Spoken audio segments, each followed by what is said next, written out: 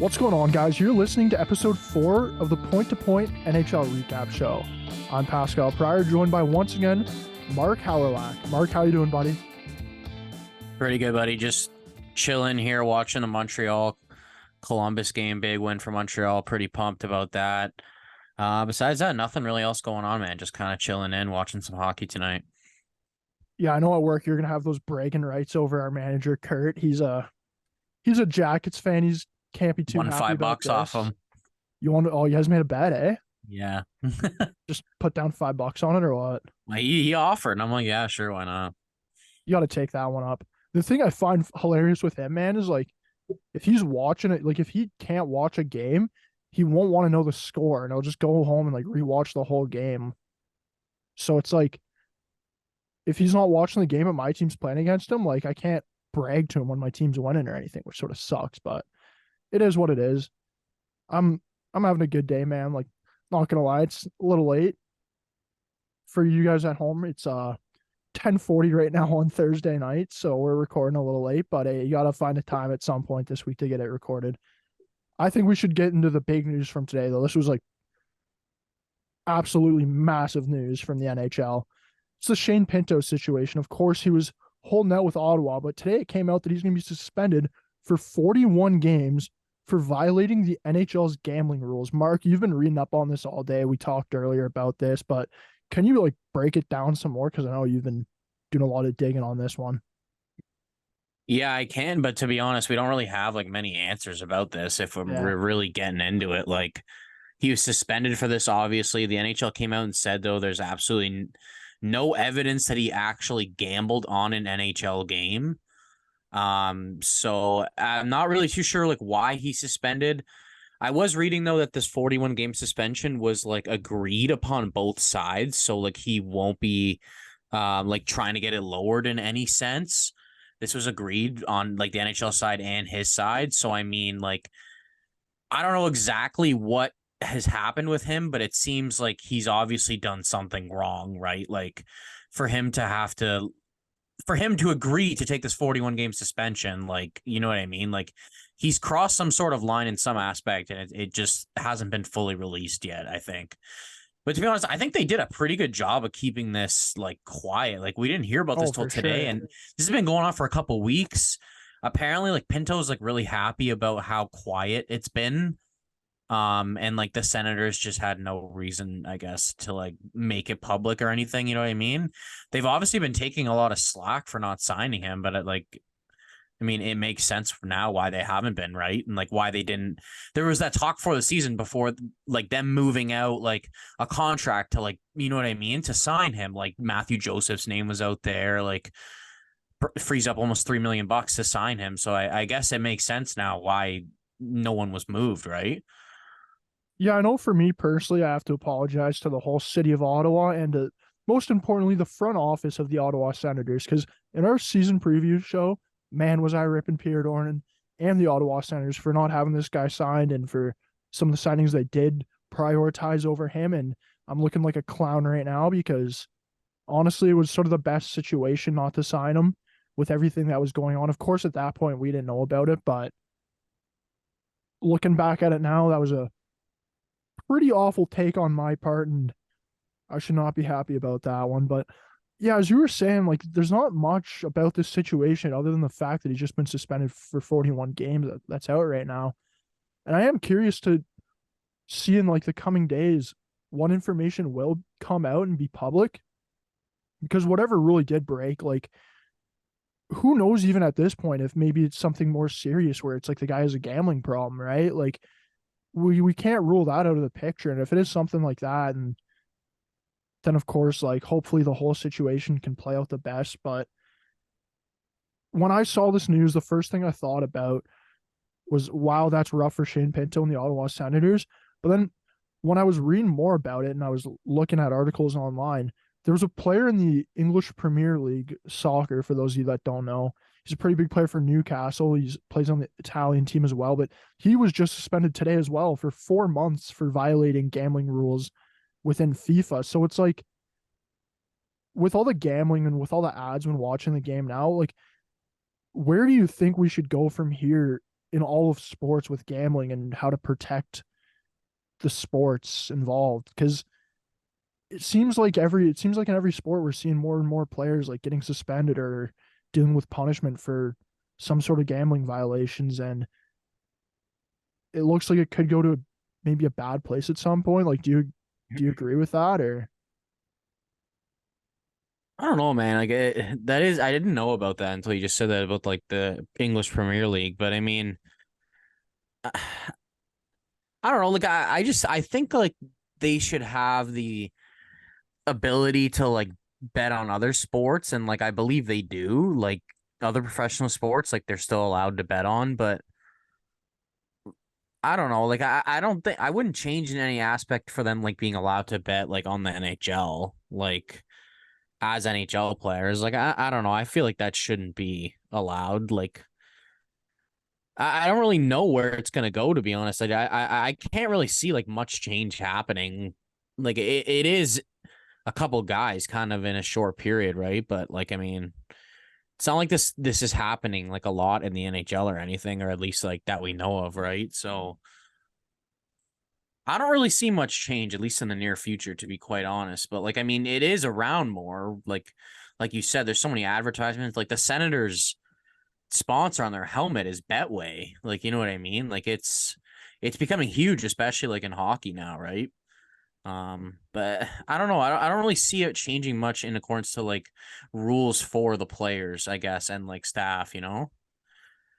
see, I don't see it as much rules for the players, but I could see more for like betting ads and sponsorships and stuff like that, where we see some stricter laws just because of like the nature of what it is, right? But when you look at it, like we're still really early on. Like betting's only been like sports gambling's only been legal in Canada for like it hasn't even been 5 years yet, right? So it's like of course all this stuff we're gonna like it's gonna get fine tuned and everything in the future, like as it grows I guess on. it's just like they were so you got to think of it this way too. Like he's getting a 41 game suspension, and he actually didn't like bet himself. Like Yeah. that's a really big punishment, man. Like that's half a season. Like people were saying there, like even before that was confirmed, people are like, I don't think there's a way that he bet himself.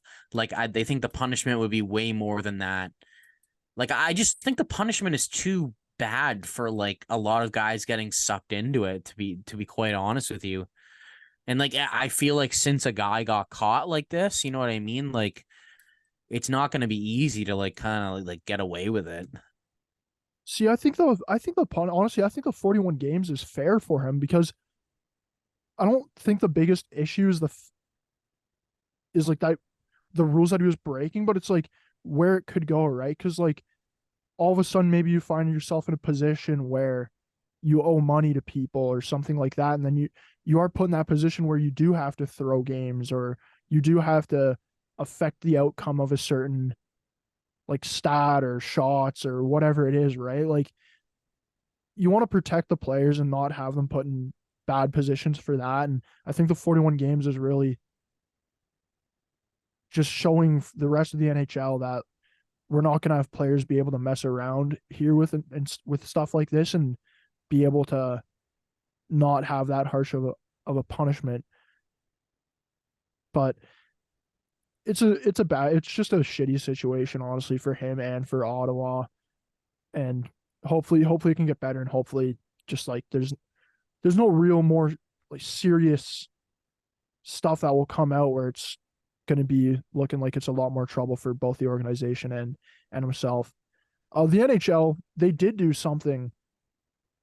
I don't want to say good because they originally really fucked up on this, but they made the situation better. It's the ban on the NHL Pride tape. Of course, Travis Dermott, he came out with Pride tape on his stick a few games ago, and since then the NHL has revoked their ban on the Pride tape. What do you think of this whole situation when that's going on there? Well, I think you said it like properly. Like they didn't really make like the right move, but I guess they just kind of like unscrewed up their original mistake, right? Like as we said on this show, like how we are for that, you know what I mean, and how players should have like the choice of being able to do it, and I'm glad that there's no ban on it. It happened a lot faster than I thought it would. Like we were talking I about. don't think it lasted a week, man. The ban, like, Yeah, like it was a lot of players just spoke out, and that's kind of what you need to happen, right? So honestly, kudos to the players. Like I don't think it's happening. The change is happening without them. You know what I mean? As many of us and fans tweet about it, and you know what I mean. That's really not enough for the NHL to like change their decision. You know what I mean? Like players are talking out about this. Scott Lawton's a guy we talked about. You know what I mean? when you have McDavid was out Connor there McDavid, the talking best about it. You player know what I in mean? the Like, NHL, talking about it, like you gotta listen. yeah. So, like, I mean, I'm happy about this. I'm sure you're happy about this. You know what I mean? I'm glad they can just kind of go into the season now, and it's not like a huge topic of conversation, right? I don't know what team it is, but that they have their night. It's coming soon. Like, I think it's within the next like week or so. So, I mean, I'm glad it's changed at least before that. So now I don't know if every single team's having that night, you know what I mean? But for every team that does now, there's not going to be as many questions about it. You know what I mean? Yeah, I think yeah, I completely agree with you. I think it's great that they went back on it. For me though, it's just like, why did you guys have to ban it in the first place? Like, you guys could have just let it be how it has and done nothing, not done nothing, but like not done the ban, and it would have all been fine. But you, they just essentially they just fixed their fuck up, which is sort of shitty, but at least it's been fixed, and we're not going to have this issue going on for the rest of this season, as you mentioned. Um, I think honestly, I think we got to get into the big news from this week, man. It's that frozen Arizona, by the way, was the Pride night coming up. Arizona, the Yeah. team that Travis Dermott plays for. Funny enough. Yeah. I think we get into the big news though. It was that frozen frenzy on Tuesday night. Dude, I fucking love this. I think I left my couch to use a washroom a couple times. I left my couch to make some popcorn. Other than that, I don't think I left my couch, man. I felt like an absolute fucking degenerate that night. I did nothing at all. Just sat there and watched 5, 6, 7 hours, whatever it was, of continuous nonstop hockey. The only thing with this though is there's been no announcement on a second date for the show. Kind of a bummer, man, because I loved it. I want to see this weekend, Hockey Night in Canada. The show though, it peaked at 900,000, or pardon me, 918,000 total viewers. That's a 26% rise from last season's broadcasts around the NHL. Those are some pretty impressive numbers with ESPN. What did you think of this Frozen Frenzy though thing? Were you a fan as much as I am, or no? Yeah, honestly, I was. I didn't really turn that on until I would say like around like 8 o'clock. I kind of just like was watching the Habs game like on its own for a bit just because they're playing New Jersey and they were actually having a pretty good it was a pretty tight game till like late in the second period. And then kind of like later in the third I turned it on. I really liked it though, man. I thought Bucci Gross and Kevin Weeks were like really good hosts for it as well. Just panning from game to game. There was honestly some really interesting points, and like it was kind of just consecutive, you know what I mean? And they were obviously showing like a lot of like replays, recent goals that just went on to for a guy who like doesn't really watch red zone that often, I guess. It was cool to see, and like I could see how football could be more interesting in that aspect too, right? Because you're just watching if you're watching a single game, there's a ton of stoppages between plays. So I could see how that works with football. The NHL, obviously, the schedule's already out for the full season, right? So it's not like this is going to happen again this season. I'm hoping they could like do at least a couple next year. You know what I mean? Like increase it too. Like don't do it just like one day during the week. Like you said, get this going on like a Saturday, man. Saturday's hockey night. Like, you know what I mean? Like I don't think any player in the league is going to be complaining and playing on a Saturday. I think they got to get this going a couple more times next season for sure. Probably around this time, get it going. I don't know, in January, maybe one time in like March or something like that too. I think it'd be pretty cool. I'm looking at the schedule right now, and on this Saturday, which is Saturday, October the 28th, there's 9 total games in the NHL. First one starts at 1 o'clock, but between 6 o'clock and 10:30, there's 8 games. Like, I think with 8 games there, like you can still find a way to do that show. Of course, it's not going to be as long, but I still think you could find a way there to do it and make it happen going forward.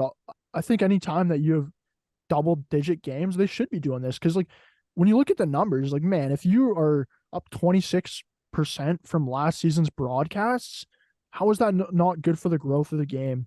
Especially in the US where you're really trying to grow it the most right now. For me, And the I one think getting on the weekend too, like I feel like those numbers are only going to get better. oh, for sure. It was the first broadcast, man. Like people that aren't even the biggest hockey fans in the US aren't going to go to their way to watch this. Where who knows, like if you start doing this every weekend and it really, or like every Saturday night, it really starts to grow from there. Like at some point, you might get to the point where casual NHL fans are going out of their way to watch this on a Saturday night. The other thing is like NFL is on Sunday. NHL sort of has that Saturday night locked up in the winters. Like you're not going to have too much competition there with the other sports. It's And people are the going to only be inside in the winter too. You know what I mean? yeah. The Like only thing go ahead, go ahead. the only thing I did think they missed out on a bit with the Frozen Frenzy was that it was on ESPN Plus when it started off.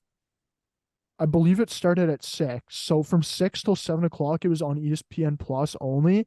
And then at 7 o'clock, it went to ESPN2 and ESPN Plus. But I think they did sort of mess up a bit there because I didn't realize that going into the night. So at 6 o'clock, I'm like trying to find this and couldn't find it anywhere. And then I realized, oh, it's only on ESPN Plus. So like I won't be able to watch it for like an hour, which I think it was a bit of a miss because there was a decent amount of games starting up between 6 and 7 o'clock, and I sort of had to sit down and settle for the Leafs Capitals game.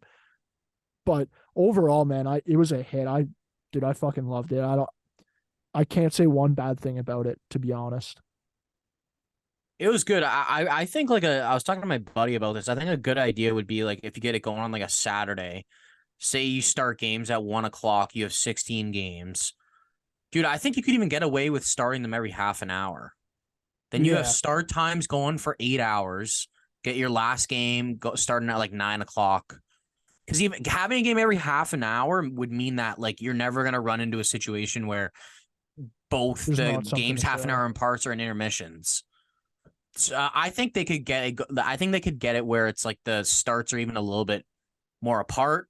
15 minutes is still good too, right? Obviously, at the start, it was only really a Leaf game for a while because that Columbus Anaheim game, I think it was, got delayed because there was a power outage in the Yeah, venue. So, like, I mean, it was like 6 o'clock, then it was 6:45, and that was also like Ottawa Buffalo, where Craig Anderson was getting like honored. You know what I mean? He retired as a Sen that day, so I mean, that didn't really start on time either. So it was just a Leaf game for pretty much the first, like the whole first period. You know what I mean? There was nothing really panning that, but I don't know. Yeah, I agree. I think that they got to bring it back a couple times next season. If they want to do it during the week again, like yeah, like they can, but like I think it's a missed opportunity not doing it on like a Saturday.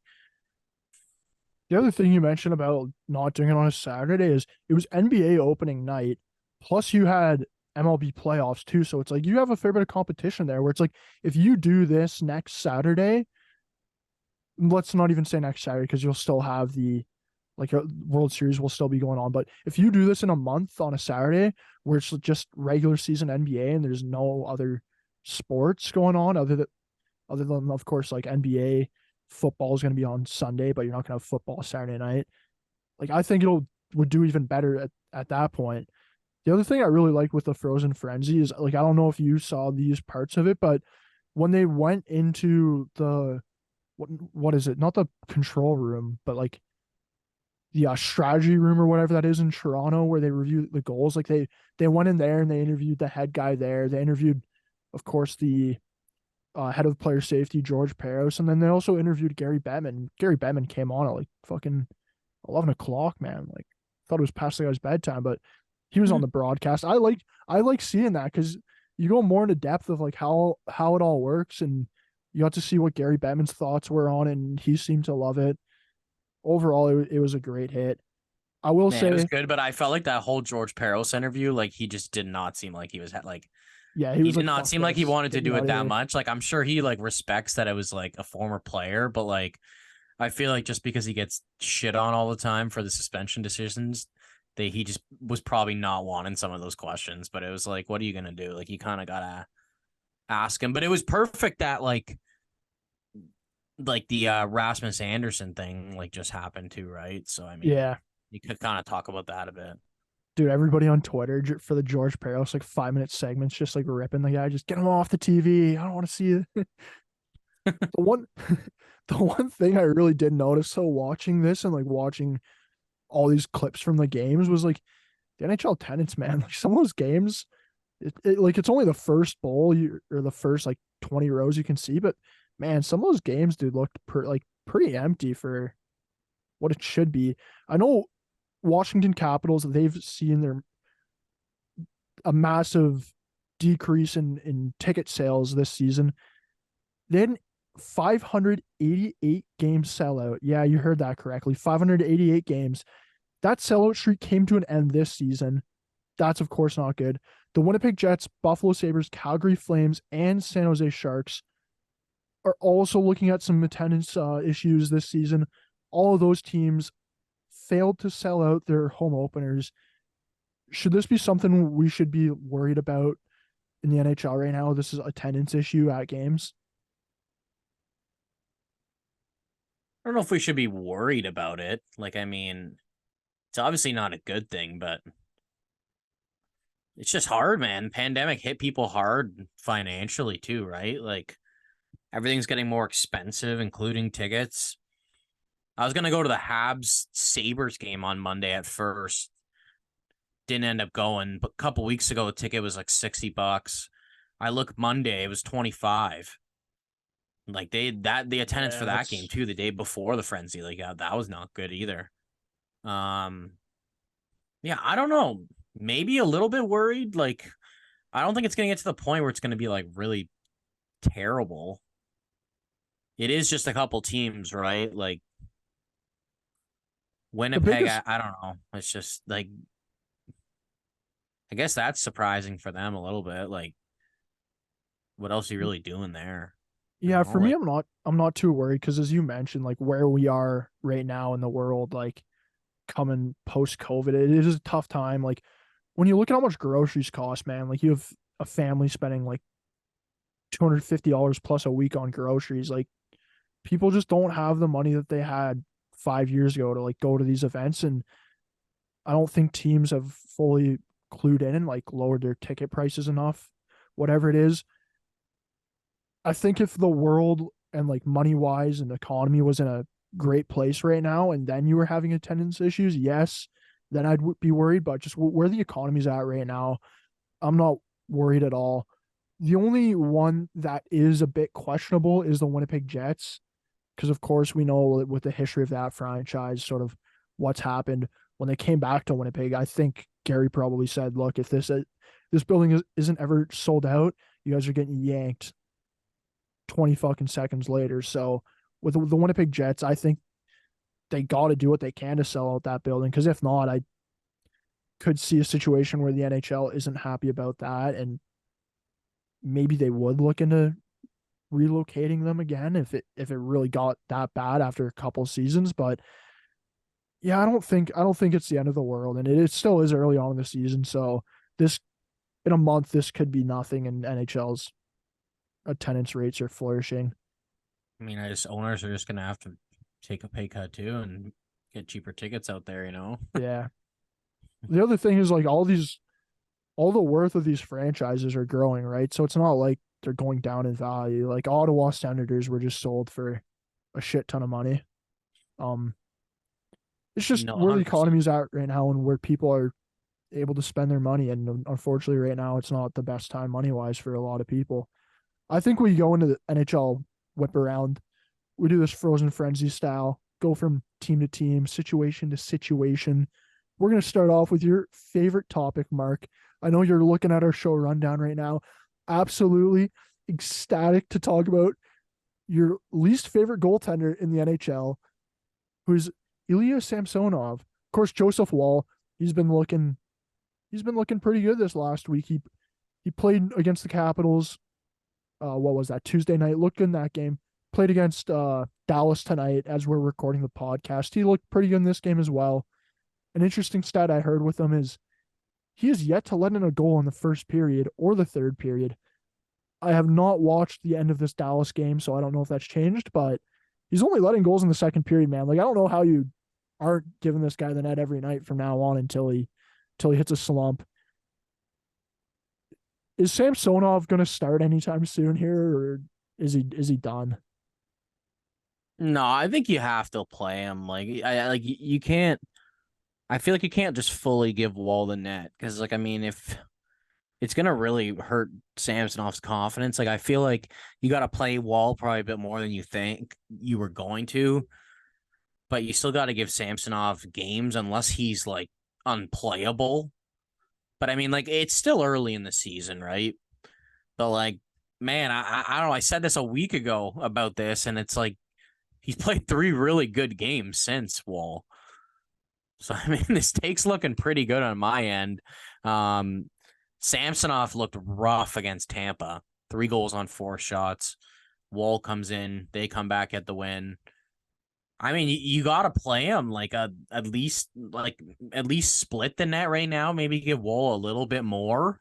Oh, Like, I just don't think more. I For don't know sure. if you can, like, yeah, but like what I'm saying is, like, you can't play Wall like 4 out of every 5 games now. Like, you have to, it has to be a little bit more like even. Like, you know what I mean? Like, he can't be playing like 80% of the games, like I'd go 70%, like I don't think. see, I'd go 60 to 70% of the games. Dude, Yeah, he's but like, like, would you think they'd be comfortable playing him like 55 games this season? I And think if then he's Samsonov's getting like between 25 and 30. dude, if Joseph Walls continues to play how he's been playing, I think I don't see why the Leafs would have a problem with that. When you look at the guy's numbers compared to Samsonov right now, they're both 2-1 right now because in the game Samsonov has started, the Leafs have scored like 10 goals a game. Dude, Joseph Wall's goals against average right now is 144 and his save percentage is 958. When you look at Samsonov goals against, it's 434 and his save percentage is 831. Like, that's not Oh, even I know. I have close. in That's not even fantasy. close, I man. That's know. not even close. No, I know, but like it's still really early on, right? Like, it's just like a stretch. Like, I don't. Samsung's not this bad. Like, as I much as agree. I I agree rip with him, that. like, he's not this bad. Like, but I mean, like, you kind of just got to play it by ear. Like, you are right. It's just like I would just be really surprised if he takes over as like the full tilt starter like soon.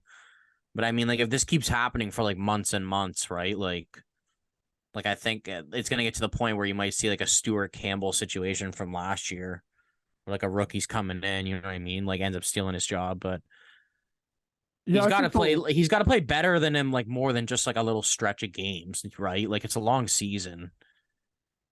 the Leafs they'll play game to game, and but I could see a situation where Joseph Wall continues to play, maybe not this good, but plays But like, the pretty thing is, good, it's like and they're playing Saturday. Like, do you think they're going back to Wall again? Like, I I'd like go back to him. again though, like for like Yeah, the 4th time in a week. Like, I don't yeah. know, man. Like, I feel like I'd put Samsonov in. Like, you got to play him at some points, right? So like, if you play Wall Saturday, would you go back to him Tuesday again, or you would give him a break? I'd give him a break on Tuesday. Okay. Like, I mean, like, he is riding hot right now too, right? Dude, the So Leafs fans are loving Joseph Wall too, man. Every Leafs well, fan I follow on he looks social like media just he posting his just looks shit. so much more calm and, like, you know what I mean? And like, Yeah, Samsonov, when he's in net, he's like he seems like even when he makes saves, he's like never confident making them. Like, it just seems like the puck hits him because he's big and, like, you know what I mean? And like, he is athletic, but like, I don't know. He just lets in a lot of weak goals to me. I think Wall's just a lot more positionally sound and like just like makes it look a lot easier. You know what I mean? It's a lot more, like, I tell you, I'm not a Leaf fan, but I'm a heck of a lot more confident with Wall in that just because of like his style of play. oh, without a doubt. He proved that last year in the AHL and now this year with the big club up in the NHL. He's proved that he's going to be the future goalie of the Toronto Maple Leafs, whether it's this season, whether it's next season. He's going to be that starting goalie that the Leafs have sort of been looking for a little bit here.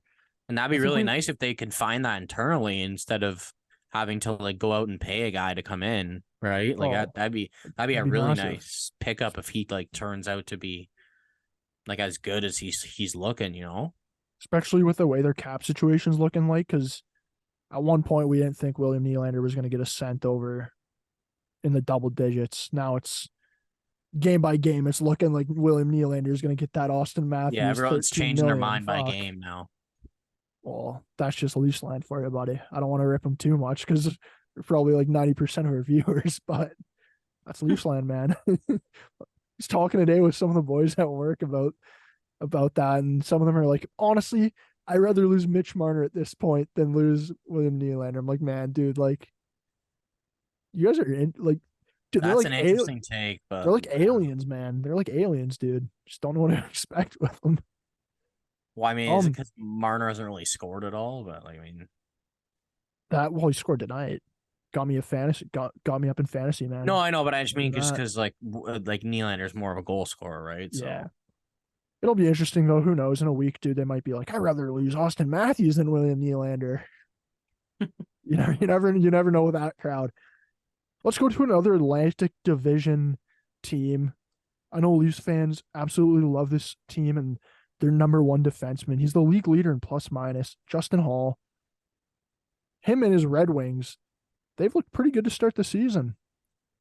Do you think they're frauds, or are they gonna carry on and get a top three spot in the Atlantic Division come the end of the season? I think they're kind of frauds. Couldn't agree more, buddy. You do agree? Oh, I'm all on board, man. They got off to a good start last season, and look what happened. They're trading Tyler Bertuzzi at trade deadline. I think they're frauds, dude. They've had a good start to Yeah, the season. I don't know. But Like, I don't see it in like I think they more of like a brighter future than like them being good this year. You know what I mean? I don't know. I don't see it with them. DeBrincat's been a great ad though. Don't get me wrong. He's yeah, been he's looked awesome. You know what I phenomenal. mean? A lot better than some people thought. Larkin's looking fantastic too. But I don't think as a whole team that they're legit. To be quite honest, I don't think they have a number one goalie. I don't really think they're D are that great. There's a huge drop off after Cider. They've got some Like, good come on, man. forwards, Justin but I Hall. mean, yeah, lead leader plus minus. So like, I mean, yeah, I don't know. Jeff Petrie's been scratched at some points this season too, right? I mean, their forwards they have a pretty decent, like, I wouldn't say their forwards are like bad by any means though. Like they got a couple legit first liners. Like Raymond's got a really high upside, I think. Like Perron's, I feel like just been an underrated player most of his career. He's a nice piece in there. Like I don't think they're bad, but I don't really see them making the playoffs. I just don't, especially in this division. Yeah, they're a team where I see they just missed the playoffs. Like just missed out on a wild card spot. But they have some pieces, even in the AHL right now, that are really going to help them in the future. Like, I mean, I think they have a pretty bright future overall.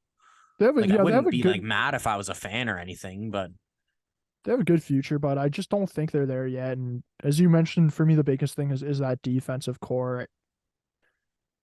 They're not going to play how Snyder's a they've been stud playing. though. But Like, he is. You can't deny that. But but like, there's a big drop off after him, I think. Like, Gostosphere has been a nice ad for them too, but yeah, like, he has. he's just a huge like power play guy, offensive, right? Like, he doesn't do like everything out there. Dude, Um, I will confidently say Justin Hall at the end of the season will not be the league leader in plus minus. I'm so confident that if he is, somewhere on my body, I will get a Justin Hall tattoo. I I can't know, wait for this to come back and on you. dude. If this comes back, it's like fuck, man. Detroit finishes first in the Atlantic. Dude, I'm like going, getting in the pool, Justin Hall puts up 52 points. taking off the shirt, just Justin Hall right on the fucking chest. Plus 53. Dude, I think I'd get run out of Toronto. Like if somebody ever saw that tattoo on me in Toronto, I think I'd get like run out of the town, man. I think I'd get stabbed to be honest with you. But yeah, they're frauds. They're frauds. You know who's not a fraud though? And you know who I have in fantasy that's the best player in the league right now, according to Yahoo Fantasy. So I can actually say this. That's Connor credible. McDavid? No, no. Jack Hughes, dude. He's the best player in the NHL according to Yahoo Fantasy, man. I took him. Dude, this guy's he's looked incredible. He's 17 points through 6 games right now. He had 4 assists the other night on Frozen Frenzy. Is this guy going to be like a top 3 player by the end of the season? Because it's like right now, it's looking like he's going to be a top 3 player at the end of the season. Man, you know what the funniest thing about this is? When Devils camp started, Toffoli, after like 2 days, said that he got asked about Hughes, and he said like he's the most. He didn't even say best. He said he is the most skilled player I've ever played with. And people were like, "What? Like, are you serious? Like, he played with Kopitar, he played with Pedersen." I'm like, this isn't that ridiculous of a take. Like, this kid is that skilled, man. Like, he's legit. Like, he's also a very good 200-foot player as well. Like, he made some really nice defensive plays against the Habs. He had 4 points against them. Yeah, this kid is complete legit, man. I think he's got the potential to be like overall at least a top 5 player in the league. Some years take over, be in that top 3 conversation. I think he's probably up there as a top 5 center in the league at this point. He's legit, man. He missed some games last year. He had 99 points, like 43 goals. Like, he drives that offense. He's such a dynamic skater as well. You know what I mean? Like, how could you not be hyped if you were a Devils fan? You know what I mean? Well, the biggest thing with Jack Hughes is like he had a slow start in the NHL, right? Especially for the amount of hype that he came in with. Like when he came into the NHL, he was like a really legit prospect. And when he did come in, he wasn't getting that production right away, but he was a smaller guy, right? So you like sort of expected it a little bit. But with him now, like he's fully grown, he's put on that muscle, he's really quick out there. Like it's no wonder we're seeing him perform how he is, but I could see where in like 2 years, this guy, in 2 years when the cap goes up, man, like you're gonna be looking at this guy's contract and you're gonna be like, holy fuck, it's gonna be like much what money did he everyone lose out thought. on? It's gonna be like what everyone thought like McKinnon's deal was. You know what I mean? McKinnon making 6.3 like until this year. You know what I mean? Like I see it for Jack Hughes, and I also see it for like Tage Thompson, right? Like this guy had $7 million if he's scoring like 50 goals. Like I think those two have the potential to be like the best bargain in the league. You know what I mean? Like The only they got difference with such a good deal with Hughes. Like that, looking at it now, like $8 million, man. Like that is just. dude, if Jack Hughes signed a contract extension like at the beginning of this season, his number range is probably anywhere between 11 and 12. Oh, I'd assume. yeah, I think so for sure. Like the guy's probably missing out on like $3 million a year. I think so for sure. But at the end of the day, $8 million is still $8 million, and that's still a shit ton of money. I mean, it helps them build a good team around them. You know what I mean? Well, when you look at They've got some good prospects still on defense too, right? They're going to be able to pay those guys when the time comes. when you look at their team, man, like they got a deep team right now. Like Toffoli, well, they might have the money to go out and re-sign him at the end of the year. Who knows what they could do with the cap space they're saving on this guy? We got to talk about the Edmonton Oilers though before we wrap up this podcast. Connor McDavid, he's out. Probably still another week, maybe a bit longer. I'd say about 10 days. Like what? Like what are they? What are they gonna do, man, going forward? Because they have not looked great to start the season.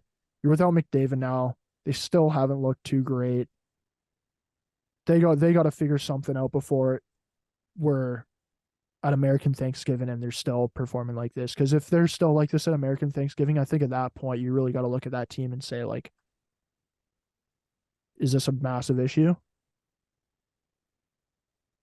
I think this is it is a massive issue, and I think that they got to turn this around quick, man. Like this is not what expectations were at all. This is not what I predicted at all. Obviously losing McDavid's tough. They were kind of in that game on that frenzy night against Minnesota. It was back and forth. Campbell couldn't stop anything. lose that one. That one slips away. As we record this right now, they're down 3-0 to the Rangers in the third period. It's starting to become panic time in Edmonton. Dude, like they're about to be 1-5-1. Like this is not. They got the Heritage Classic on Sunday against Calgary. I don't know, man. I predicted them to win the division. They're a good, really good team, but they have flaws. Like, you know what I mean? Like, and they're showing right now. Like, they do obviously lack some of their defensive play. Like, they have some good defensemen, but it's not deep all the way down. I think they still lack another top 4 guy, to be quite honest with you. It's starting to become panic time in Edmonton. Like, it's how long are you gonna go just only winning one game? Dude, I give them. Like, do you think this is like a Woodcroft issue though? Like, is this to a point where they've changed the coach? Like, I think it's to the point, honestly. Like, I just think Holland has screwed them with some contracts, but like, that's not going to save their season now. Firing the GM, right? Like, you don't really know what McDavid's going to do. Like, yeah, he really likes it there, but I don't know. He could leave. Like, that's still a bit down the road. Draisaitl could leave too, but Draisaitl's a year before him, so you're worried about that too. Like, yeah, but what I'm saying, dude, is you didn't make the playoffs all these years. McDavid comes in, Draisaitl comes in, you start having the success. They're like the 2 best players in the league. They go from the conference finals being out to the second round being out to missing the playoffs. Like, dude, we were complaining about them, like, surrounding them with good players and stuff when they were actually making the playoffs. Like, what's the conversation going to be now when they're back out, if they're back out of the playoffs? Like, I just think it's actually like a big deal, man. Like, these guys want to win, man. They don't care about being like number 1 and 2 in points anymore. Like, this is why I said this about them. Like, they're pissed. Like, as much as they're like not doing well right now, like, they're still pissed and want to win. Like, yeah, with Edmonton, it's definitely time to worry. It's just like, dude, I have no clue what the answer is there, because it's now been 2 management groups where you've had issues. It's been multiple coaches. Like what? Like where else? Where do you go from here? Because but like, Holland, as you said, it's not going to do. Firing Holland's not going to do anything. I don't think firing Woodcroft, like, immediately, it's not. Immediately is what I'm saying. Like, and that's what they need.